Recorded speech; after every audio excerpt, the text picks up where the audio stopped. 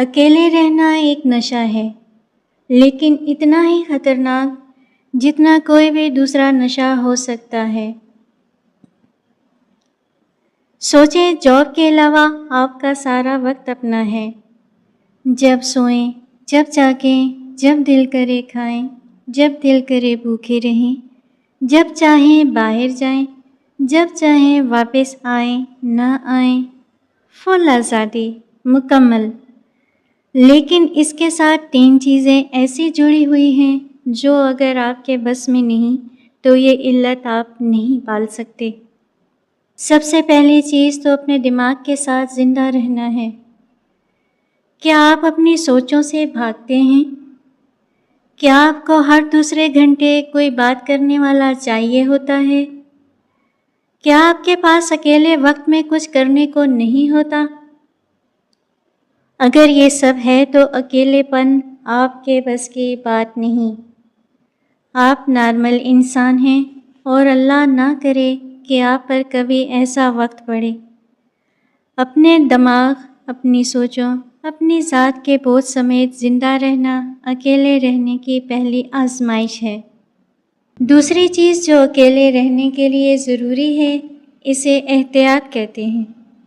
آپ کے پاس ضروری دعائیں، کچھ نہ کچھ کھانے کا سامان، گھریلو استعمال کی بنیادی چیزیں، سوئی دھاگا، استری، کپڑے دھونے کی بالٹی، گیس کا سلنڈر، توا، چولہا وغیرہ نہ صرف ہونا چاہیے بلکہ ان کا استعمال بھی آنا چاہیے، ورنہ کھانے پینے، ہسپتالوں کے پھیروں اور کپڑوں کی دھلائی، یہ نہ صرف بندے کا اچھا خاصا خرچہ ہوتا ہے بلکہ خواہ خواہ کی چلت پھرت بھی ہوتی ہے۔ تیسری اور سب سے زیادہ ضروری چیز کا نام ہے نوکری۔ کاروبار یا دن کے 8 گھنٹے دوسرے انسانوں کے ساتھ گزارنا، یہ بہت بڑا پوائنٹ ہے جو اکیلے رہنے کے شوقین انسان نہیں جانتے۔ جس طرح سفر آپ کو زندہ رہنے کے لیے اچھی یادوں کی آکسیجن فراہم کرتا ہے، اسی طرح اکیلے رہنے والے کو وہ 8 گھنٹے کئی دن تک مزید تنہائی کے لیے تیار کرتے ہیں۔ سمجھ لیجئے وہ اکیلے پن کی چارجنگ ہوتی ہے۔ جس دن کوئی شخص 24 گھنٹے اکیلے گزارنے کا اہل ہو جائے اور پھر کئی دن، مہینے اور سال وہ اسی طرح گزار سکے تو جانیے کہ وہ انسانوں کی جون سے باہر ہو گیا۔ اسے عشق میں ناکامی ہوئی ہے یا ذہنی صحت گڑبڑ ہے۔ تیسری صرف ایک صورت ہو سکتی ہے، دنیا کے لیے اس کا وجود اور عدم برابر ہو گیا۔ تو اب تک اکیلے رہنے کا جو نشہ ہم نے دریافت کیا، اس میں ایکسپریشن یہ ہے کہ 8 گھنٹے کم از کم ہفتے کے 3-4 دن باقی دنیا کے ساتھ گزارنا ضروری ہے۔ یہ سہولت موجود ہے تو موج ہے، جب اس سے بھی انسان چلا جائے تو وہ معاملہ اس طرح ہوتا ہے جیسے کسی بھی نشے کی زیادتی۔ انسانی تاریخ میں ایک تنہا موت ایسی بھی ہے جس کا پتہ 42 سال بعد چلا، سن 2008 میں۔ ایک خاموش اپارٹمنٹ کھڑکی پر موجود پردہ آدھی صدی سے ہل رہا ہے، مگر کمرے میں اتنے ہی وقت سے خود وقت ہی رکا ہوا ہے۔ چائے کا ایک کپ موجود ہے، سامنے ٹی وی، کرسی ہے اور اس پہ ایک وجود جو سن 1996 کے بعد ہمیشہ ساکت رہا۔ ہیڈویگا گولک کروشیا کی رہنے والی ایک نرس تھیں اور انہیں آخری مرتبہ سن 1996 میں دیکھا گیا۔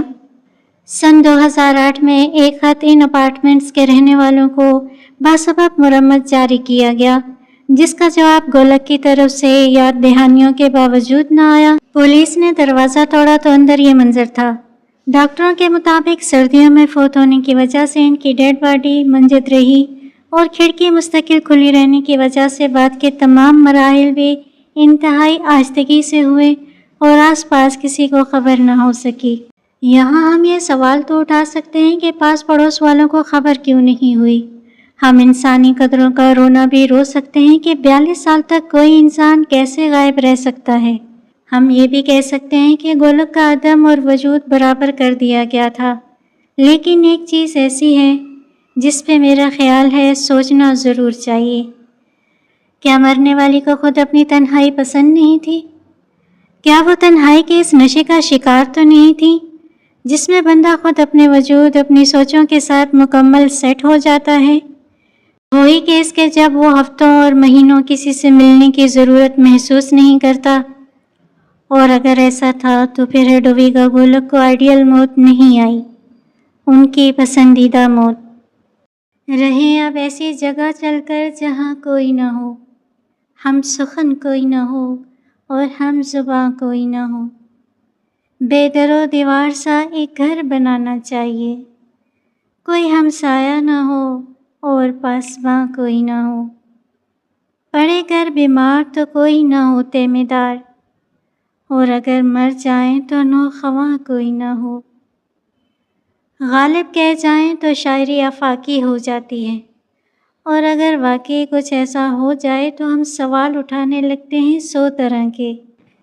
قسمت ہر انسان کو گنے چنے آپشن دیتی ہے، کوئی بیچ بازار اکیلا ہے، کوئی پہاڑ کی چوٹی پہ بھی تنہا نہیں۔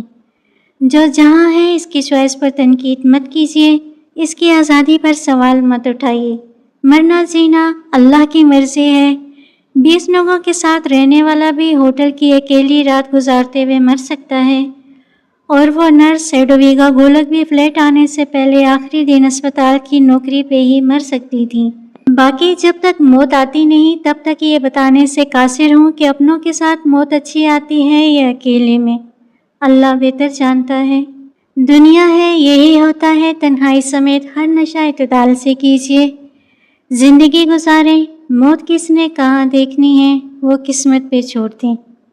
اس طرح کی مزید دلچسپ اردو کہانیاں سننے کے لیے ہمارا یوٹیوب چینل بٹر فلائی کو سبسکرائب کر لیجیے۔ پاکیزہ نور کو اجازت دیجیے۔ اللہ حافظ۔